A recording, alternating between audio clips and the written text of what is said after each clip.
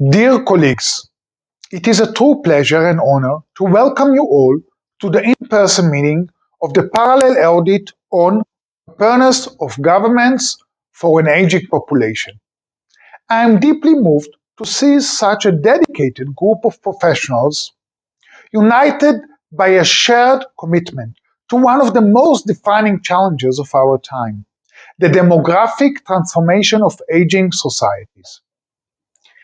Let me begin by extending my sincere thanks to our gracious hosts, the State Audit Office of North Macedonia, and to Auditor General Mr. Maxim Akevsky for their warm hospitality and the excellent preparation of this important event. We are gathered here today not only as auditors, but as global citizens who recognize the profound implications of an aging population. Across continents, life expectancy is rising. Fertility rates are falling. Entire population structures are shifting. In some countries, this transmission is rapid and already placing significant pressure on healthcare systems, pension funds, labor markets, and public services. In others, it is a quite tight, gradual, but inevitable. In Israel, for example, by the end of 2022, more than 1.2 million people, roughly 12% of our population, were aged 65 or over. Of those, 42% were 75 and older. The fastest growing group is those aged 80 and above. These statistics, while encouraging in terms of longevity, also highlight the scale of the task before us. We must ensure that our public institutions are not merely reacting to these trends, but preparing for them intelligently, compassionately, and sustainably. As President of EUROSAI and State Controller of Israel, I am proud to lead this important parallel audit effort alongside our partners from SAIs around the world. This audit is ambitious in scope. It touches on critical areas such as national strategies and budgetary preparedness, community-based care and healthy aging, the sustainability of pension systems, well-being and quality of life in retirement, technological and legal frameworks to support aging with dignity. What makes this effort particularly meaningful is not just the professional expertise each side brings, but the spirit of collaboration. The richness of our findings comes from the diversity of our perspectives. The strength of our recommendations lies in our shared vision. As we engage in working group sessions, consultation, and discussions over the coming day, I encourage all of you, and all of us, of course, to think boldly. What kind of society do we wish to age into?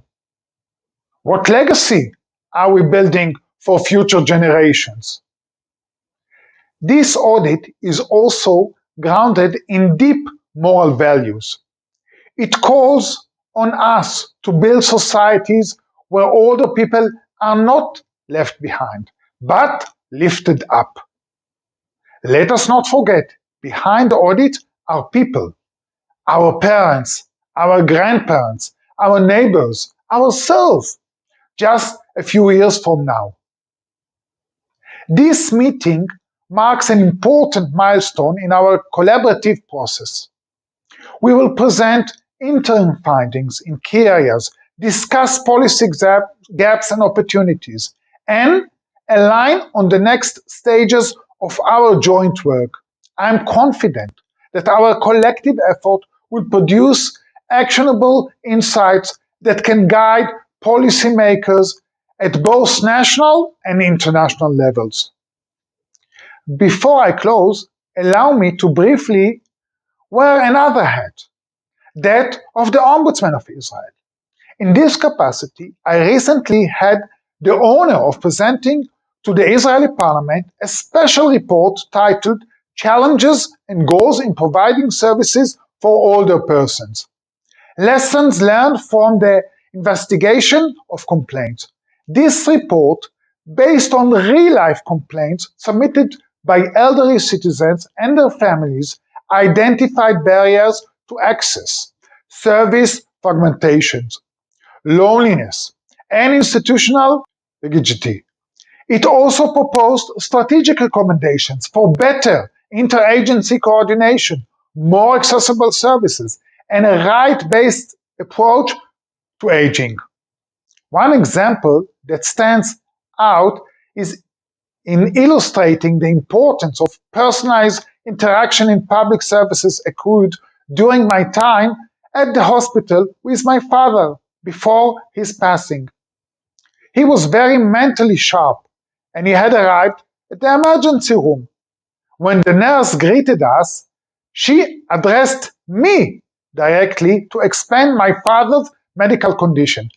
However, my father, who was a scientist and deeply knowledgeable about his own health, turned to the nurse and asked, "Why are you speaking to my son? I know my medical condition better than he does." This moment was a powerful reminder of how vital it is for public service providers to engage directly with the elderly person, not just with the family member accompanying them. It's not enough to rely solely on the caregiverness perspective. The person receiving the service must be seen and heard as an active participant in their care. My father's experience highlighted the importance of dignity and respect for older individuals, especially when it comes to their health and autonomy. I share this with you because I believe the voice of the elderly, especially those facing difficulties, must inform our audit work as well. Data is vital, but so are the lived experiences behind it. Dear colleagues, this audit is the beginning of a larger long-term commitment. The audit report will be valuable, but the networks, insights, and shared responsibility we built here are just as important. I want to thank each and every one of you for your dedication, professionalism, and unwavering belief in the power of good governance to serve people better. Let us move forward together with resolve, humility, and a common purpose to build public systems that age as gracefully, wisely, and compassionately as the people they serve. Thank you for your commitment, collaboration, and vision. I wish us all a productive and inspiring meeting.